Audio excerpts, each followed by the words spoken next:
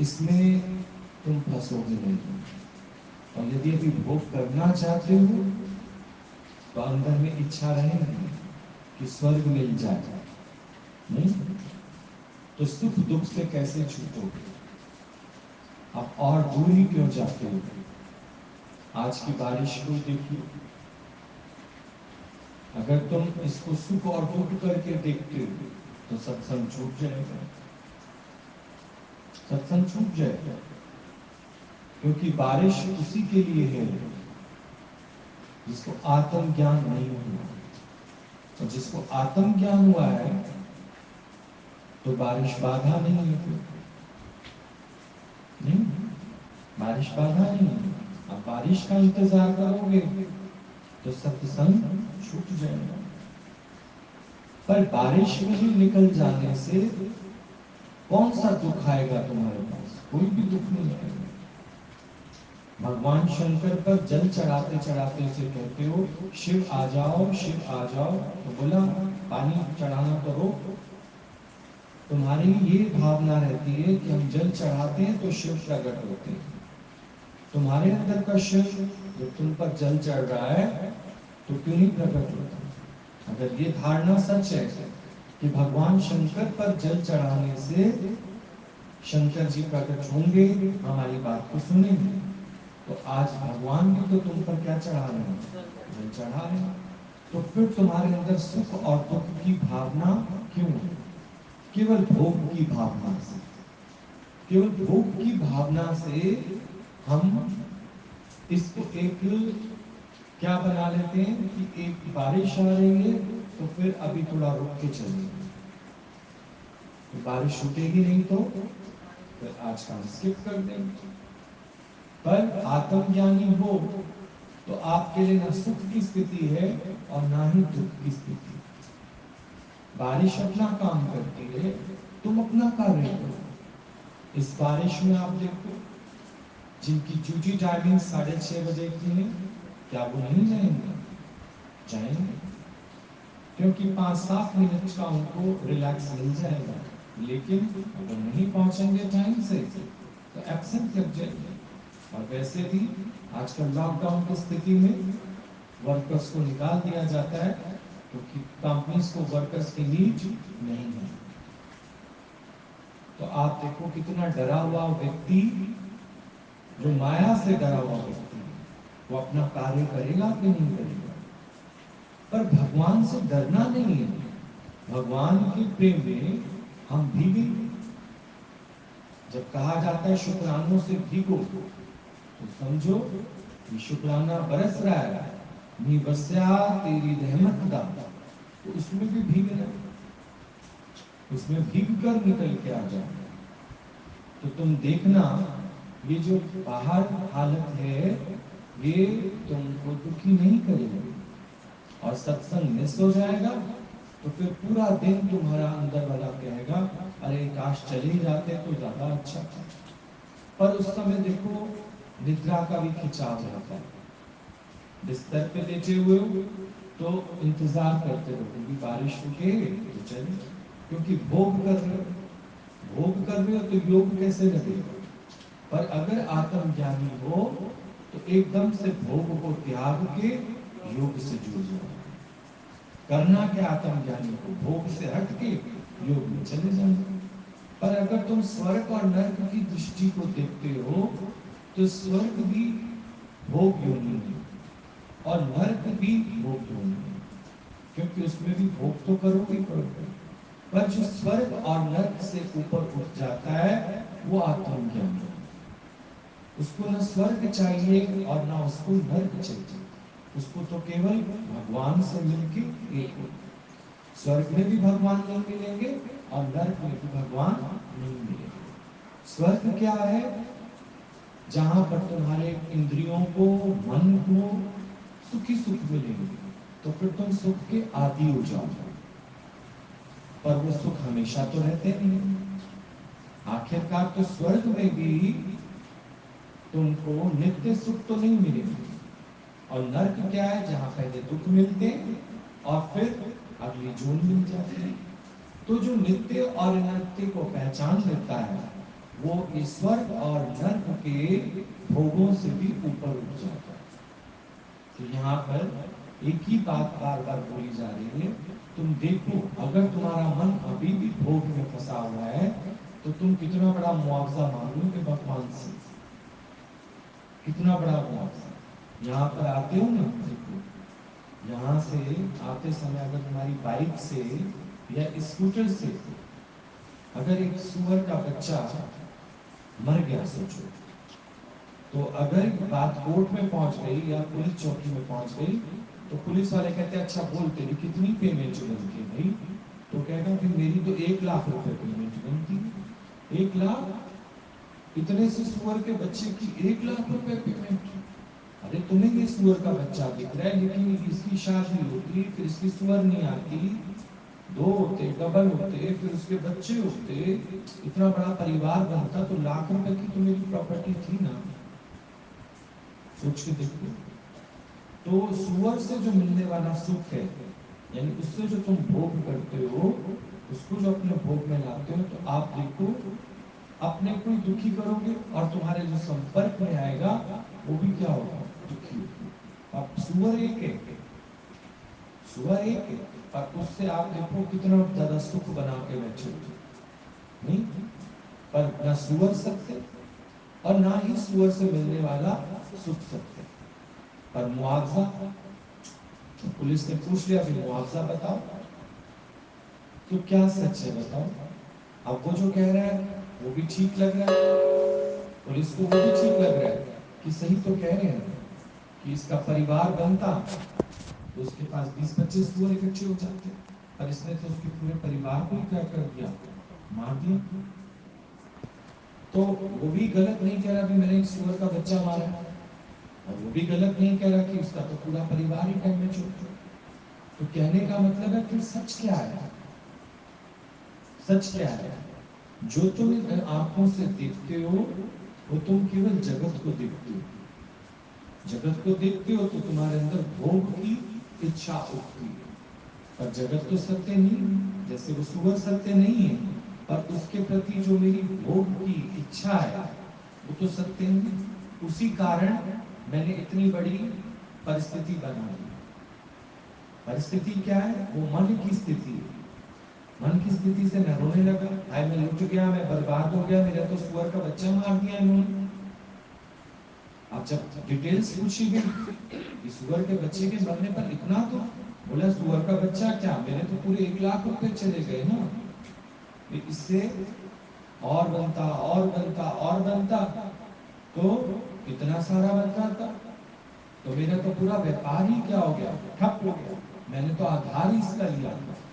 और जिसने उसके बच्चे को मारा वो कहने लगा एक सुअर का बच्चा मैंने मारा, मैं तो मानता हूं, पर तुम झूठ कह रहे हो कि मैंने तुम्हारे इसके पूरे परिवार को मार दिया। अब झूठ तो वो भी नहीं कह रहा और झूठ वो भी नहीं कह रहा, तो सच वो भी नहीं कह रहा और सच वो भी नहीं कह रहा।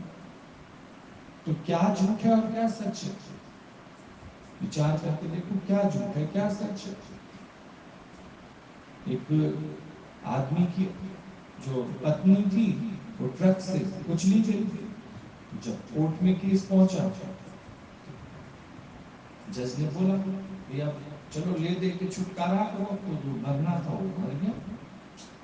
तो कहने लगा कि ठीक है, मेरा इतना बड़ा बिल बनता है, आया की पेमेंट, एंटरटेनमेंट की पेमेंट, रखवाली की पेमेंट, खाना बनाने वाले की पेमेंट। बोला जज ने इतनी सारी पेमेंट क्यों? बोला वो एक ही लेडी थी पर इतने सारे मेरे काम करती थी, इसलिए मेरी एक थी पर मेरे को भोग तो बहुत सारे कराती थी। अब इसने तो कुचल दिया उसको। अब वो कहे जी मैंने तो सिर्फ इसकी स्त्री को कुचला, मैं स्त्री की पेमेंट कर सकता हूँ, पर स्त्री में आप छुप रहे हो कितने सारे सुख है। एक स्त्री से जो तुम बंधे हुए हो, इन्हीं कारणों से तुम बंधे हो, अब उससे इतने सारे सुख मिल रहे हैं, इस कारण उसने कोर्ट में केस डाल दिया, आपस में हाथापाई कर रहे हैं, लड़ाई झगड़ा कर रहे हैं। पर क्या सत्य है आप बताओ? वो जो कह रहा है वो सत्य है या वो कह रहा है तो वो सत्य है? ना वो सच ना वो सच, केवल एक कल्पना मात्र है। और उस कल्पना को वो बढ़ाए जा रहे हैं तो झगड़ा कभी निपटेगा ही नहीं, निपटेगा। ऐसी एक केस और आ गया पुलिस के पास, एक संत की गठरी चोरी हो गई, तो चोर पकड़ा गया तो पुलिस वालों ने पहले संत को मौका दिया कि संत जी तुम बताओ क्या क्या सामान था इसके अंदर। तो संत ने बोला मेरा बिछोना था, मेरा तकिया था, मेरा तो पूरा घर ही इसके अंदर था। चोर बोलने लगा अरे संत झूठ बोलता है, मैंने तो सिर्फ इसकी गठरी चुराई है। जैसे वहां पर कुचलने वाला कहता मैंने तो सिर्फ इसकी स्त्री को कुचला है, और कह रहे इसने सिर्फ मेरी स्त्री को नहीं कुचला, उससे जो जितने सुख मेरे को मिलते थे इसने तो सारे उन्हीं को कुचले थे। तो क्या सच है? ऐसे ही चोर कहने लगा मैंने गठरी चुराई है, मैं मानता हूं, लेकिन मैंने इसका तकिया नहीं चुराया, इसका बिछोना नहीं चुराया, इसकी ओढ़ने वाली चादर नहीं चुराई। बोला देखो गठरी खोलो, गठरी खोली तो उसमें दो ही कपड़े थे, उसी दो कपड़े से वो क्या बना लेता था, उसी से वो तकिया बना लेता था, उसी से बिछोना बना लेता था, उसी से ओढ़ने वाली चादर बना लेता था। बोला देखो इतना सारा सामान है कि नहीं। हम अपनी कल्पनाओं से कितना कुछ बना लेते हैं, नहीं? तो आप सोच के देखो क्या आप स्वर्ग और नरक के भोगों से बच सकते हो?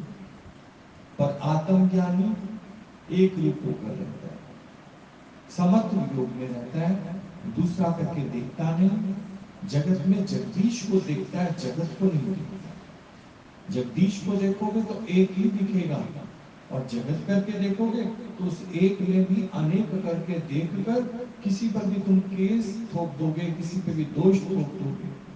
विक्षिप्तता आएगी कि नहीं आएगी बताओ? पर अगर तुम आत्मज्ञानी हो तो फिर तुमको विक्षिप्तता क्यों आएगी? आत्मज्ञानी कभी भी विक्षिप्तता में नहीं होता, सुख बुद्धि का नहीं होता, भोग प्रवृत्ति का नहीं होता। वो कैसे होता है? योग प्रवृत्ति। फिर हमें योग लगाना है, जैसे वर्क इज वर्शिप। इस टाइम में आप देखो बारिश में जिसने अपने कार्य को वर्शिप समझा है वो तो जाएगा ही जाएगा। बारिश आ रही है तो रेनकोट डाल लेगा, जाएगा कि नहीं जाएगा? अभी देखो मेट्रो जो चालू हो गई है, मेट्रो में जितने लोग जाते हैं सारे जा रहे होंगे, 6 बजे मेट्रो चालू हो जाती है, सभी जा रहे होंगे, क्योंकि सभी को ऑफिस पहुंचना है, सभी को जाना है। तो बारिश उनको तो दुखी नहीं कर रही, बारिश उनको तो परेशान नहीं कर रही। वो बारिश में भी निकले, किसी को बोल दिया भाई साहब जरा मेट्रो तक छोड़ा हो हमको, चले गए, क्योंकि जाना तो जाना। और आप देखो जब तुम घर से पैर बाहर निकालते हो इस राह के लिए, कि हमको माया का तो नहीं पता, इस राह के लिए जब तुम पैर निकालते हो तुमको भगवान रास्ता देता है। रास्ता कैसे देता है? तुम सोचो बारिश रुक जाए वो हम नहीं गारंटी ले सकते, पर रास्ता देता है, तुम्हारे अंदर विवेक खुलता है कि क्या हुआ, एक जोड़ी कपड़ा उठा लेते हैं साथ में, अगर भीग जाएंगे तो चेंज कर लेंगे, छाता उठा लेते, आखिर बारिश ही है, आग तो नहीं बरस रही, गोलियां तो नहीं चल रही बाहर, जान को तो खतरा नहीं है। पर आत्मज्ञानी तो इस देह के खतरे को भी खतरा नहीं जानता, वो केवल अपने लक्ष्य को पाने के लिए भोग प्रवृत्तियों से गिरता जाता है, हटता जाता है और योग प्रवृत्तियों में बढ़ता जाता है। अब आप बताओ क्या इस राह पर चलना मुश्किल है? तुम अपने दिमाग से भोग को निकाल दो तो इस राह पर चलना कोई मुश्किल नहीं। तभी बोल रहे थे अष्टावक्र जी, वो राजा जनक से पूछ रहे हैं क्या तेरे अंदर अभी भी भोग करने की प्रवृत्ति तो नहीं, उपभोग करने की प्रवृत्ति तो नहीं? बोला नहीं, खाता हूं, पीता हूं, पहनता हूं, पहनाता हूं, ओढ़ता हूं, पर उसमें आसक्त नहीं, आसक्त। अब जैसे ये बारिश आ रही है तो बारिश में हम लोग क्या हो गए, हम अपने भोग में आसक्त हो गए, कहीं 2 बूंद हम पे गिर ना जाए, कहीं ऐसा ना हो जाए, कहीं वैसा ना हो जाए, कहीं ये ना हो जाए, कहीं वो ना हो जाए, ये सोचते सोचते टाइम बढ़ता जा रहा है, आप सो भी नहीं पा रहे और यहाँ आ भी नहीं पा रहे। तो इससे अच्छा आ ही जाओ तो ज्यादा अच्छा है, आ ही जाओ ज्यादा अच्छा। और आप इतना सोच क्यों रहे हो? इतना सोच क्यों रहे हो? आप निकल पड़ो, फिर देखो उसके बाद अपने आप ही आपको भगवान रास्ता देगा। नहीं, इस राह के लिए तुमको चलना ही नहीं, इस राह के लिए तुमको रुकना नहीं। चल चल रे नौजवान, चल चल, रुकना तेरी शान नहीं। ये आत्मज्ञान ऐसे ही पक्का होगा। केवल ऐसा नहीं कि हम सत्संग सुनते रहे और फिर जब भगवान जल बरसाए, भगवान कोई काम करे तो हम एकदम से सुस्त पड़ जाएं, आलसी पड़ जाएं। आप अपने से पूछ के देखो, माया का कोई काम होगा तो वो रुक जाएगा क्या? वो नहीं रुकेगा ना। माया का कोई काम है, अभी आप सोच के देखो, समधी का फोन आ गया कि भाई अब हम बारात कैसे लेकर आए। बोला बारात कैसे लेकर आओ, ये कैसे कह रहे हो? हमने तो सब खाना वाना बनवा दिया है। तो समझी कह रहे ऐसा ना करें कि हम कल ले आएंगे बारात। आप कमाल कर रहे हो, कल कैसे ले आओगे बारात? सब बिरादरी अभी कच्ची है, सब अभी कच्चे हैं, आप बारात कल कैसे ले आओगे? बोला जी आज बारिश है ना, तो हम बारात कल ले आएंगे। ना ना ना ना, आप कैसे भी आओ, बारात तो आज ही। लड़की ने इतना पैसा खर्च किया, 1 लाख रुपए, पार्लर से तैयार हुए, कल फिर थोड़ी तैयार होगी, इतना थोड़ी होगा। कैटरर्स आए हुए हैं, सब काम हुआ होगा, ऐसे कैसे होगा? तो अगर समझी के घर वाले भी उसको बोलेंगे ना कि मान जा भाई, कहाँ बारिश में तू बारात ढो के ले जा रहा है, तो कहेगा पागल हो क्या, शादी तो आज ही होगी। चाहे भले ही आप देखो घर में लड़की की माँ मर जाए, वो मुर्दा भी बाद में ढूंढेंगे, पहले फटाफट उसके क्या लगवा देंगे, फेरे लगवा देंगे। नहीं, और क्या कहेंगे, चलो फिर अब डोली विदा हुई ना, तो फिर अब मुर्दा फूकनी चाहिए। आप माया से एडजस्टमेंट कर लेते हो, लेकिन आप जब इस राह पर चलना होता है तो आत्मज्ञानी जो होता है वो अपने को प्रिपेयर कर लेता है कि जिस तरह से मैं माया के लिए अपने को, मन को तैयार कर लेता हूँ, तो फिर इस कार्य के लिए मैं क्यों अपने मन को आलस दिलाता हूँ, सुस्ती दिलाता हूँ, क्यों नहीं इस राह के लिए चल पड़ता हूँ? इसका मतलब मेरा अपना कोई इंटरेस्ट नहीं है। जिसका अपना कोई इंटरेस्ट होगा उसके लिए बारिश क्या है, तूफान क्या है, आंधी क्या है? बस हमारे आत्म ज्ञान में कमी नहीं आनी चाहिए। आत्म ज्ञान समझ लिया हमने तो फिर हमारे अंदर से जो भोग प्रवृत्ति है वो अपने आप ही चली जाएगी। नहीं, जिसके अंदर भोग प्रवृत्ति रहेगी उसको रहेगा कि कहीं शरीर गल ना जाए, घुल ना जाए, मिल ना जाए, टूट ना जाए, कुछ नहीं होगा। मट्टी के थोड़ी बने हो, मिट्टी का खिलौना थोड़ी हो। तो तुम्हारे लिए बोला जाता है कि तुम मिट्टी की रचना हो, पर इसके अंदर तो बहुत सारी चीजें, 5 तत्व मिक्स है, खुद पानी भी मिक्स है इसके अंदर। तो पानी क्या पानी को मारेगा? पानी तो पानी को मारेगा नहीं। तो इस तरह से हम अपने भोगों को कंट्रोल कर सकते हैं और योग में लगा सकते हैं। यदि इस राह पर तुमको चलना है तो तुम्हारा आत्मज्ञान पूर्ण निश्चय वाला होना चाहिए। ये नहीं तो फिर तुम डगमगा जाओ, तो कोई हालत नहीं है तो हमने बोल दिया हाँ आत्मज्ञान बहुत अच्छा है। जिसने बोल दिया आत्मज्ञान बहुत अच्छा, जो इस कक्षा में आ रहा है वो एक भी इसको मिस नहीं करेगा। क्यों नहीं मिस करेगा? क्योंकि कौन सी हालत बड़ी है? कोई हालत बड़ी नहीं। हमेशा परमात्मा मेरे साथ है, हमेशा परमात्मा मेरे साथ है। मैं अकेला तब हो जाता हूँ जब मेरे अंदर कोई भोग का विचार आ जाता है। एक बार कोई आया संत के पास और कहने लगा, संत जी आप अकेले क्यों बैठे? बोला बेवकूफ, अकेला तो मैं अब हो गया। कहते वो कैसे? कहते देखो परमात्मा और मेरा कार मिला हुआ था, अब तेरे आने से तेरे से बेवजह की बातें करनी पड़ेगी, तो अकेला तो मैं अब हो गया। जब तुम बेवजह की बातें करते हो, भोग विषयों में फंसते हो, तो समझो अपने को अकेला जानना। और जब तुम्हारा ध्यान इनमें जाता ही नहीं तो परमात्मा छत्र लेके तुम्हारे पे चलता है, छतरी लेके तुम पर चलता है, तुम्हारी रक्षा के लिए तुम्हारे साथ चलता है। तो आत्मज्ञान तुम जितना भी तुम्हारे अंदर भोग विचार आए उसको हटाते चलो, हटाते चलो, हटाते चलो। और आत्म ज्ञान में स्थिर होते चलो, स्थिर होते चलो। हर बात के लिए जैसे तुम अपने एक प्रिपरेशन कर लेते हो कि जैसे वहां पर तुमको बोला जा रहा है, अरे कैसे आओगे बारिश में, कैसे होगा ये होगा, तो तुम उसके लिए अपनी मैनेजमेंट कर लेते हो। आप सोचो आपके किसी सगे संबंधी ने आना है बाटा पुल पर, ठीक, तो वो कहेंगे जी हम तो पहुंच तो जाए, फिर आगे बोला आप पहुंच तो जाओ, हम गाड़ी लेके आ जाएंगे, उसमें क्या है, आप आ जाओ, लॉटरी की किस्त देनी है आपने, वहां सब बैठे हुए लॉटरी वाले, तुम्हारे साइड में बारिश आ रही है, हमें तो 1 लाख की पेमेंट करनी है उसको, तुम कैसे ना कैसे एडजस्टमेंट करके उसको बोलोगे तो बाटा पुल तक तो आ, फिर आगे हम भेज देंगे, अब जिसको लॉटरी की किस्त चाहिए होगी वो फटाफट ले आएगा, उसको बिठा के उसको 25,000 रुपये लेके वो तो निकल जाएगा। बोला मैं जाऊं कैसे, बोला जाने का काम अपने आप देखते नहीं।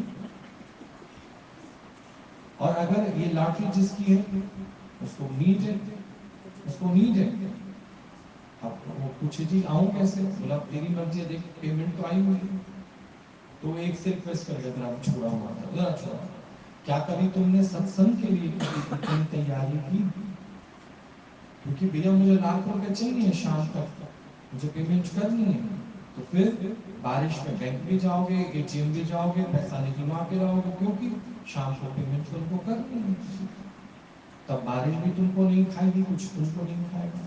तभी बोला कि अगर तुम्हारे अंदर में भोग प्रवृत्ति है तो माया के लिए तो तुम कैसे न कैसे सेटलमेंट कर लोगे, पर आत्मज्ञान बोला उसके लिए फिर तुमको संदेह हुआ है कि आत्मज्ञान तो पूरी तरह से देह अभिमान रहित हो जाओ, क्योंकि ये जो डर है, सुख बुद्धि है, वो केवल देह के लिए।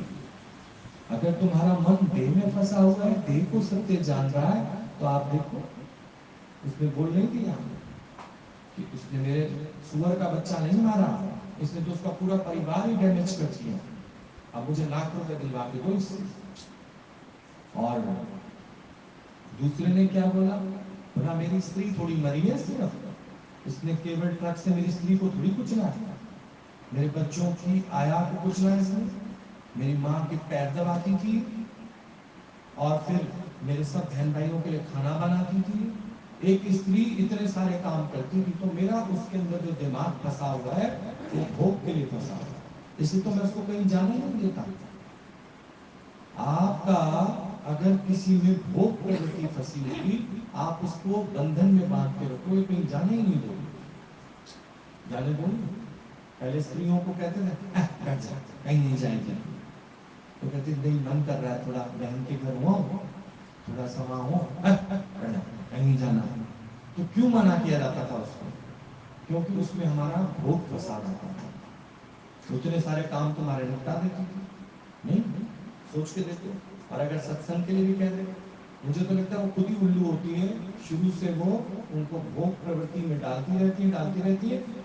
चलो घर के काम काज तक तो ठीक है, जहाँ सत्संग के लिए कुछ नहीं, थोड़ा सत्संग हो, बैठो सुबह की चाय कौन पिलाएगा हमको, बैठो, उसके लिए भी नहीं जाने दिया।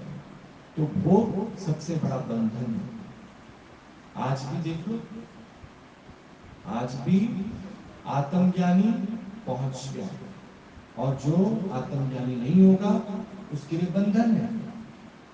क्या बंधन बना, यही बरसात, और किसान के लिए बरसात बहुत अच्छी, पेशेंट्स के लिए बरसात बहुत अच्छी, और जिनके दम घुटते हैं उनके लिए बरसात बहुत अच्छी है, अस्थमा वालों के लिए बरसात बहुत अच्छी है, नहीं। पर आप देखो जहां पर हाई टाइड्स हो रहे हैं, जहां पर बाढ़ आ रही है, उनके लिए नहीं अच्छी, उनके लिए नहीं अच्छी, क्योंकि उनको जीने की चाह है, उनको जीने की चाह है, तो उनको और ज्यादा हाई टाइट से है। पर अगर वो समर्पित होकर बैठे कि भगवान ये जीवन तेरा ही दिया हुआ है, तेरा ही दिया हुआ है, और क्या होगा इसमें ज्यादा से ज्यादा, लहर बनी है वो तो बिगड़ेगी बिगड़ेगी बिगड़ेगी बिगड़ेगी। तो आत्मज्ञान का निश्चय इतना पक्का होना चाहिए कि चाहे किसी भी तरह की हालत क्यों ना हो, किसी भी तरह की, पर हमको अपने आत्मज्ञान की कक्षा को, आत्मज्ञान के सिलेबस को, आत्मज्ञान के कोर्स को उसी तरह से मैनेज करना है जैसे माया को मैनेज करते हैं कि नहीं करते, माया को मैनेज करते हैं। आप सोचो कितने इंपॉर्टेंट काम होते हैं, हम घर के कुछ लोगों को डिवाइड कर देते हैं, भी तुम यहाँ चले जाना, तुम यहाँ, जैसे 12 तारीख की शादी है ना, 12 जगह शादी और घर के बंदे हो 7-8, तो क्या करते हैं, अरे तू छोटू को लेके वहां चली जाएगी, तू फलाने को लेके वहां चली, सब जगह को पूरा करते हो कि नहीं करते? करते हो। 12 लिफाफे तैयार करते हो और सभी जगह पहुंचते पहुंचते कि नहीं पहुंचते? भले वहां खाना नहीं खाओ, लेकिन पहुंचते तो हुई। तो उसी समय बरसात आ जाए तो नहीं जाओगे? नहीं जाओगे? अभी जाओगे? भैया अच्छा सा गाउन सिलवाया तुमने, अच्छी सी तैयारी कर रखी है, कैसे नहीं जाओगे? बच्चे भी खुश हैं। पर आत्मज्ञानी जो है परमात्मा की राह के लिए तो जाएगा, पर माया की राह के लिए समझ जाएगा भी भगवान की मर्जी नहीं है, घर बैठो, क्योंकि हमें अपनी तो कोई इच्छा है नहीं, अपनी कोई इच्छा नहीं है हमको, केवल हमको सिर्फ दूसरे की खुशी के लिए जाना पड़ रहा था, लेकिन अपनी कोई इच्छा नहीं। कभी बारिश रुकेगी तो चले जाएंगे, 12 बजे चले जाएंगे, 1 बजे चले जाएंगे, रात के 2 बजे चले जाएंगे, और बरसात नहीं रुकी तो अगले दिन चले जाएंगे। लिफाफा को पकड़ाना है, लिफाफा क्या पकड़ाना है? बहुत दिनों से हमने चाट नहीं खाई, हम खाते चाट, कई दिन से सपने देख रहे थे हम, बच्चों को भी हम कह रहे थे बेटा नहीं चाट नहीं लानी है, मैं वहीं खाएंगे रोस्टेड चाट। बच्चों को भी 1 हफ्ते तक तुमने तसल्ली देके रखी, यानी भोग प्रवृत्ति तो डाली उनके अंदर, भोग प्रवृत्ति डाली ना कि बेटा वहीं खाएंगे चाट, और वहां के लिए भगवान की मर्जी नहीं है, तो दुखी होगे कि नहीं होगे? तो भोग ये कामनाओं और इच्छाओं का ही एक रूप है जो तुमको दुखी करेगा ही करेगा। और आत्मज्ञानी वो हमेशा खुश है, जाना पड़ रहा है तो भी खुश है, नहीं जाना पड़ रहा तो भी खुश है, लेकिन वो अपने जो निश्चय के कार्य हैं, यानी जिस काम के लिए वो आया है, जिस काम के लिए उसको मानुष योनि मिली है, उस काम के लिए वो हमेशा तत्पर है, तल्लीन है, तन्मय है। वो अपने आप बिछा के बैठा है तो उसको कोई भी बात असर नहीं करती, ना सुख और दुख जब उस पर कोई प्रभाव नहीं डालते तो वो अपने आत्मज्ञान में आगे बढ़ जाता है और माया को नो कर सकता है। ठीक? क्या बोलते हो? क्या बोलते हो? क्या बोलते हो? क्या हमारे टेस्ट के पैसे लगेंगे तो फ्री टेस्ट भी कर देंगे, हर तरीके से अपने को प्रिपेयर करके चलिए कि कुछ ना होगा, कुछ ना बिगड़ेगा तेरा सतगुरु शरण आने का। तुम एक कदम बाहर निकाल के देखो, तुमको माया छू भी नहीं पाएगी। तुमको ये जो बाहर की परिस्थिति बनी हुई है, ये सिर्फ तुम्हें देखने के लिए भी आत्मज्ञानी हो कि नहीं। जल देवता तुम्हारा दर्शन करने के लिए, जैसे भगवान कृष्ण के लिए जमुना की लहरें इतनी ऊंची होती जा रही थी तो आकाशवाणी हुई कि वासुदेव इसको क्यों ऊंचा करते जा रहे हो। जैसे भगवान का प्रवचीकरण हुआ है तो हम भी इनके चरण छूना चाहते हैं, हमें चरण छुआ दो, हम शांत हो जाएंगे। तुम इसको और ऊपर करते जा रहे करते तो हमें भी बढ़ना पड़ रहा है। तो आत्मज्ञानी केवल आत्मज्ञानी का दर्शन करने के लिए, क्योंकि बाकी तो सब नालायक सोए हुए हैं, इस समय नालायक और मूढ़ प्राणी सब सो रहे हैं, लेकिन जो ब्रह्म ज्ञानी है, जो आत्मज्ञानी है, जो प्रकृति को अपने वश में करके बैठा है, तो ये जल देवता उसका दर्शन करने के लिए आए और हम आत्मज्ञान का संदेह तो हो गया हमको, और फिर हम छुप के घर बैठे होंगे, छुप के क्यों बैठे? तेरे तो दर्शन करने हैं, तेरा दर्शन कर लेंगे, हम तेरे को तेरे लक्ष्य तक पहुंचाने आए, पहुंचाने आए ना। सोच के देखो कि हम तुझे डुबाने हैं, चिंता मत कर, हम तुझे डुबाएंगे नहीं, हम तेरे को तेरे लक्ष्य पर पहुंचा देंगे। हम तेरे को तेरा स्वरूप दिखाने आए कि देख, जो जल तेरे पास है वो जल हमारे पास है, जल यहाँ भी है, जल वहां भी है। जैसे तू कहता है ना, मैं कैसे देखूं हर जगह भगवान, ऐसे देख, एक जल यहाँ भी है, जल वहां भी है। तुम्हारा निश्चय करने के लिए परमात्मा जो है जल रूपी बरसात भी तुम पे करता है। इस समय परमात्मा तुम्हारे अगल बगल और तुम्हारे अंदर विद्यमान है। तुम कदम बढ़ाते हो तो परमात्मा तुम्हारे लिए 10 कदम आगे बढ़ाता है, क्योंकि वो भी तुमको मुक्त करना चाहता है, पर विक्षेपता में नहीं होगा। विक्षेपता में आओगे तो तुम कहीं भी अपना प्रेम नहीं कर सकते। आप घर में ही देख लो, घर में भी तो ये तो चलो बारिश से तुमको विक्षेपता आ रही है, घर में भी तो तुम्हें विक्षेपता आ रही है। कोई लेट आ जाए, है ना, कोई खाना ना खाए, कोई बोले मैं तो बाहर से खाते हैं, तो बता नहीं सकते थे। अरे बोलने की क्या जरूरत है, खाना बना हुआ है ना, कोई भी खा लेगा, कोई भी खा लेगा। पर ऐसे क्यों बोल रहे हो, उसको नहीं खाने का मन तो ना खा, बाहर से खाया होगा, कोई बात नहीं। अभी जाओ पड़ोस में किसी को तो भूख लगी होगी, जाओ कोई राजू काजू काजू कोई तो होंगे, जाओ ढूंढो कि कोई है जो मेरा प्रेम से बना हुआ भोजन स्वीकार कर ले। पर तुम्हें तो खिलाना है अपने वाले को, ठुसवाना किसको है, अपने वाले को ठुसवाना।